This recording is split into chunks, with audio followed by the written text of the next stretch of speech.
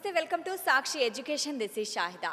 ఆంధ్రప్రదేశ్ ప్రభుత్వం తాజాగా ఏడబల్ఈ నోటిఫికేషన్ విడుదల చేయబోతుంది అని వార్తలు వస్తున్నాయి. అయితే ఈ నేపథ్యంలో ఏడబల్ఈ ప్రాముఖ్యత ఏంటి, ఉద్యోగ అవకాశాలు ఎలా ఉంటాయి, అండ్ ఈ అంటే ఈ ఎగ్జామ్లో విజయం సాధించడానికి ఎలాంటి స్ట్రాటజీ యూజ్ చేయాలి అనే అంశంపై ఈరోజు మన ఇంటర్వ్యూ ఉంటుంది.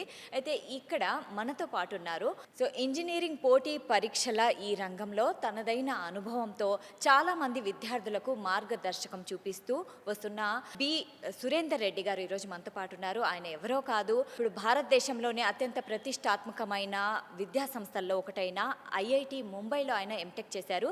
ఇప్పుడు ప్రస్తుతం ఏడబ్ల్యూ, ఏఈ అండ్ గేట్ పరీక్షల్లో అంటే వాళ్ళకి కోచింగ్ ఇస్తున్నారనమాట. సో ఆయన మనతో పాటు ఉన్నారు.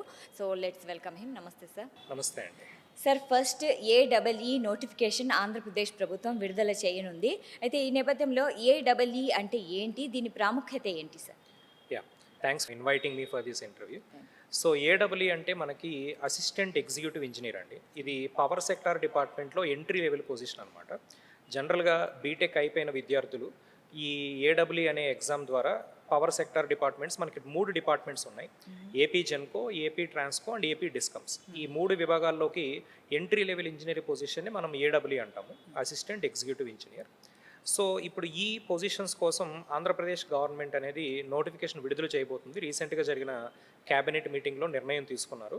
అప్రాక్సిమేట్గా మనకి 649 పొజిషన్స్ ఏడబ్ల్యూ వేకెన్సీస్ ఉన్నాయి. వాటిని వివిధ ఎగ్జామ్స్ ద్వారా రిక్రూట్ చేసుకుంటామని కూడా చెప్పారు. ఇందులో మనకి 649లో అప్రాక్సిమేట్గా ఒక 550 పొజిషన్స్ వరకు ఎలక్ట్రికల్ ఇంజనీరింగ్ బ్యాక్గ్రౌండ్స్ ఉన్న వాళ్ళు ఉంటాయండి. మిగతా 100 పొజిషన్స్ వచ్చేసి electronics engineering and civil engineering background ఉన్న వాళ్ళకి ఉంటాయి.